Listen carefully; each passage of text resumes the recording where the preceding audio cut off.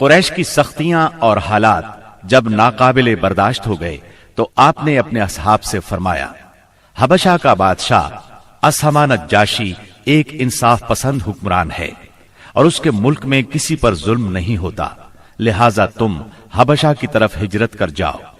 اس ہدایت کے مطابق رجب 5 نبوت میں صحابہ کرام کے پہلے قافلے نے ہجرت کی۔ اس میں 12 مرد اور 4 عورتیں تھیں اور ان کے امیر سیدنا عثمان بن عفان رضی اللہ عنہ تھے۔ ان کے ساتھ ان کی زوجہ محترمہ سیدہ رقیہ رضی اللہ عنہا تھی۔ یہ نبی اکرم صلی اللہ علیہ وسلم کی صاحبزادی تھی اور یہ سیدنا ابراہیم علیہ السلام اور سیدنا لوط علیہ السلام کے بعد پہلا گھرانہ تھا جس نے اللہ کے راستے میں ہجرت کی تھی۔ یہ لوگ رات کی تاریکی میں خاموشی سے نکلے اور جدہ کے جنوب میں واقع بحر احمر کی بندرگاہ شعیبہ کا رخ کیا۔ خوش قسمتی سے وہاں 2 تجارتی جہاز موجود تھے۔ یہ لوگ ان پر سوار ہو کر حبشہ پہنچ گئے۔ ادھر قریش کو ان کی روانگی کا علم ہوا تو مارے غیظ و غضب کے ان کا برا حال ہو گیا۔ فوراً آدمی دوڑائے گئے تاکہ ان حضرات کو پکڑا جا سکے اور خوب سزا دی جا سکے، یہاں تک کہ وہ اللہ کا دین چھوڑ دے۔ لیکن ان کے ساحل تک پہنچنے سے پہلے مسلمان سمندر میں دور جا چکے تھے، لہٰذا یہ لوگ ساحل سے نامراد واپس آ گئے۔ اس ہجرت کے کوئی 2 ماہ بعد رمضان 5 نبوت میں ایک روز رسول اللہ صلی اللہ علیہ وسلم مسجد حرام میں تشریف لائے۔ اس وقت وہاں قریش کے بہت سارے لوگ موجود تھے، ان میں ان کے سردار اور بڑے بڑے لوگ بھی تھے۔ آپ نے ان کے درمیان کھڑے ہو کر سورہ نجم کی تلاوت شروع کر دی۔ ایسا نفیس کلام انہوں نے پہلے کبھی نہیں سنا تھا۔ اب جو ان کے کانوں میں گونجا تو بے خود ہو گئے، دم بخود ہو کر سنتے رہ گئے، اس طرح خاموش اور ساکت ہو گئے کہ آپ کو روکنے کا ہوش بھی نہ رہ گیا۔ بلکہ سورت کے آخر میں جب ڈانٹ ڈپٹ والی آیات آئیں تو ان کے دل کانپ گئے، ہوش اڑ گئے، اور جو ہی آپ نے یہ حکم سنایا کہ فَاسْجُدُوا لِلَّهِ وَاعْبُدُوا، یعنی اللہ کے لیے سجدہ کرو اور اس کی عبادت کرو، تو سب کے سب سجدہ ریز ہو گئے۔ کسی کو اس حکم ربانی سے سرتابی کا یارہ نہ رہا۔ امام بخاری رحمت اللہ علیہ نے سیدنا عبداللہ بن مسعود رضی اللہ عنہ سے روایت کی ہے کہ نبی صلی اللہ علیہ وسلم نے سورہ نجم پڑھی، پھر سجدہ کیا تو قوم کا کوئی فرد نہ بچا جس نے سجدہ نہ کیا ہو۔ ایک آدمی نے ایک مٹھی کنکری یا مٹی کی لی اور اس کو اپنے چہرے کے اوپر تک لے گیا اور کہا، میرے لیے یہی کافی ہے۔ بعد میں نے دیکھا کہ وہ حالت کفر میں مارا گیا۔ یہ امیہ بن خلف تھا جو بدر کے دن مارا گیا۔ گویا اس وقت جتنے لوگ تھے ان میں سے بس ایک امیہ بن خلف ایسا تھا جس نے مکمل طور پر سجدہ نہیں کیا، البتہ ایک مٹھی میں کنکریاں لے کر اپنی پیشانی تک لے گیا۔ اس نے سجدہ کرنے والوں کا بس اس حد تک ساتھ دیا تھا۔ اس واقعے کی خبر حبشہ پہنچ گئی، یعنی تمام قریش کے سجدہ کرنے کی خبر۔ اس پر مسلمانوں نے سمجھا کہ وہ سب کے سب مسلمان ہو گئے ہیں۔ وہ سب خوشی خوشی ماہ شوال میں مکے کی طرف روانہ ہو گئے، لیکن جب مکے کے اس قدر قریب پہنچ گئے کہ 1 دن سے بھی کم وقت کی مسافت باقی رہ گئی، تب انہیں اصل بات کا پتہ چلا۔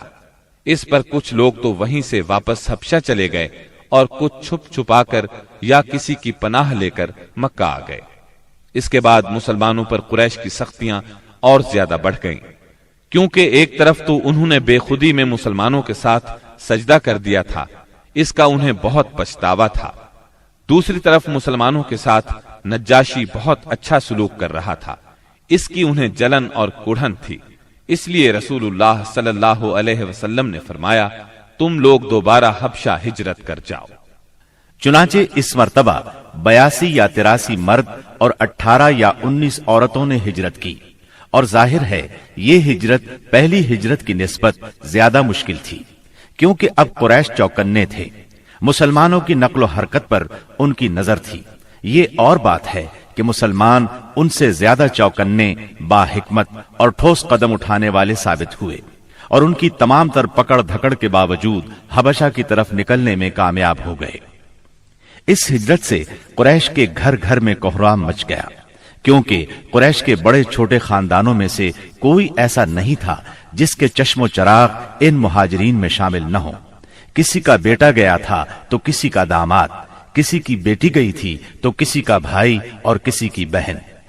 अबू जहल के भाई सलमा बिन हशाम, उसके चचाजाद 2 भाई, उसकी चचाजाद बहन उम्मे सलमा, अबू सुफियान की बेटी उम्मे हबीबा, उतबा के बेटे और हिंद जिगरखोर के सगे भाई अबू हुजैफा, सुहैल बिन अम्र की बेटी सहला, उस्मान बिन अफ्फान, उनकी अहलिया रुकैया बिनत रसूलुल्लाह सल्लल्लाहु अलैहि वसल्लम, जुबैर बिन अव्वाम, मुस्अब बिन उमैर, अब्दुर्रहमान बिन औफ, अबू सलमा मखजूमी, उस्मान बिन मज़ऊन, जाफर बिन अबी तालिब और उनकी जौजा अस्मा बिनत उमैस रज़ियल्लाहु अन्हुम वगैरह।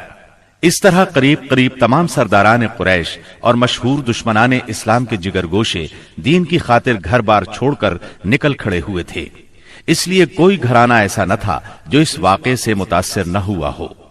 कुरैश पर यह बात बहुत गिरां गुजरी कि मुसलमान उनसे बचकर एक ऐसी जगह जा पहुंचे हैं जहां उनकी जान और माल को कोई खतरा नहीं है।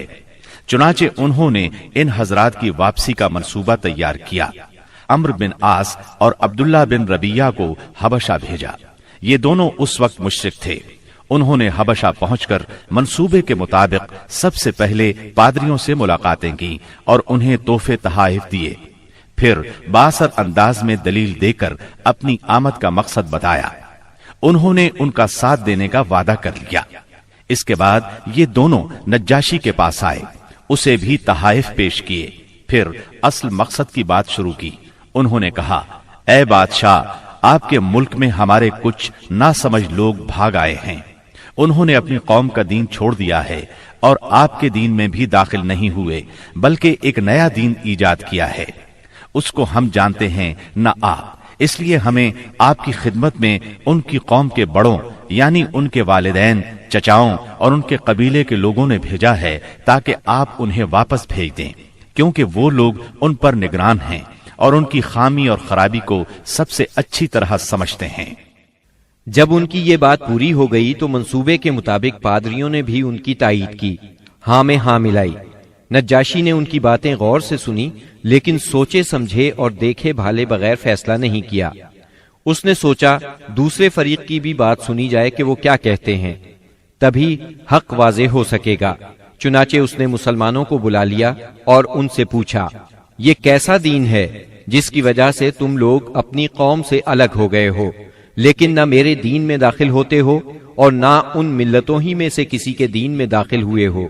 इसके जवाब में सैयदना जाफर बिन अबी तालिब रजी अल्लाह अन्हो ने फरमाया, ए बादशाह, हम जाहिलियत वाली कौम थे, बुतों को पूजते थे, मुर्दार खाते थे, बुराइयां करते थे, कराबतदारों से नाता तोड़ते थे, पड़ोसियों से बदसलूकी करते थे।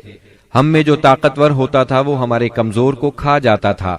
हम इस हालत में थे कि अल्लाह ताला ने हम ही में से एक रसूल भेजा। हम पहले से उसके आली नसब, सच्चाई, अमानत और पाक दामनी को अच्छी तरह जानते थे। उसने हमें अल्लाह ताला की तरफ बुलाया कि हम उसे एक माने और उसी की इबादत करें और उसके सिवा हमारे बाप दादा जिन बुतों और पत्थरों को पूजते रहे थे उन्हें छोड़ दें।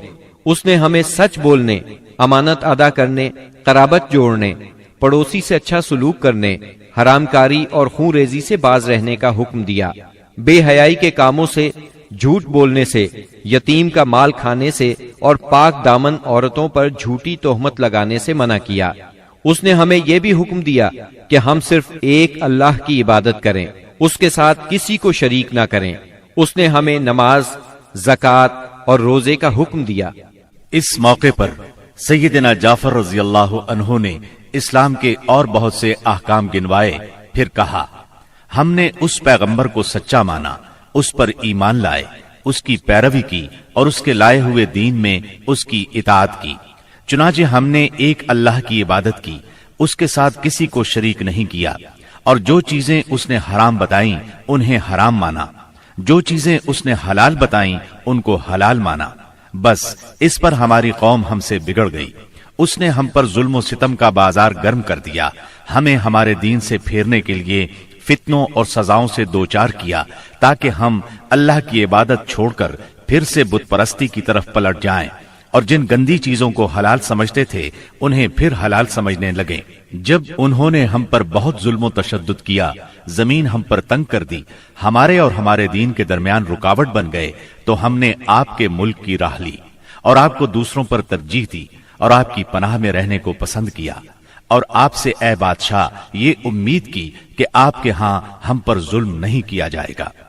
सैयदना जाफर रज़ियल्लाहु अन्हु की ये तकरीर सुनकर नज्जाशी ने कहा, कुछ कुरान पढ़कर सुनाओ। इस पर सैयदना जाफर रज़ियल्लाहु अन्हु ने सूरह मरियम की इब्तिदाई आयात तिलावत की। नज्जाशी इन आयात को सुनकर इस कदर रोया कि उसकी दाढ़ी तर हो गई और तमाम पादरी भी इस कदर रोए कि उनके सहीफे तर हो गए। फिर नज्जाशी ने कहा, ये कलाम और वो कलाम जो ईसा अलैहिस्सलाम लेकर आए थे, दोनों एक ही ताक़े शमा से निकले हुए हैं। इसके बाद उसने कुरैश के दोनों नुमाइंदों से मुखातिब होकर कहा, तुम लोग चले जाओ, अल्लाह की कसम मैं इन्हें तुम्हारे हवाले नहीं कर सकता और न इनके खिलाफ कोई चाल चली जा सकती है।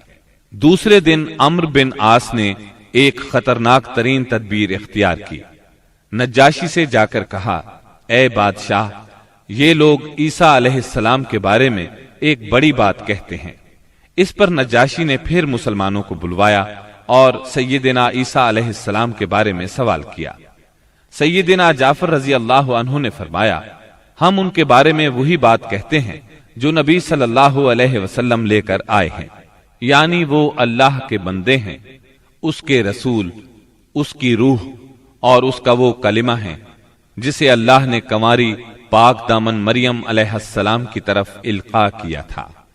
इस पर नज्जाशी ने जमीन से तिनका उठाया और कहा, अल्लाह की कसम, जो कुछ तुमने कहा है इससे ईसा अलैहिस्सलाम इस तिनके के बराबर भी बढ़कर नहीं थे। चुनाचे तुम लोग मेरे मुल्क में अमन और चैन से रहो। जो तुम्हें गाली देगा उस पर तावान लगाया जाएगा। मुझे सोने का पहाड़ मिले तो भी मैं गवारा नहीं करूंगा कि तुम में से किसी को सताया जाए। इसके बाद उसने हुक्म दिया कि कुरैश के नुमाइंदों को उनके तोहफे वापस कर दिए जाएं। चुनाचे ये दोनों साहिबान मुंह लटकाए वापस मक्का लौट आए और मुसलमानों ने वहां अच्छे दयार में अच्छे हमसाये के साथ क़याम किया।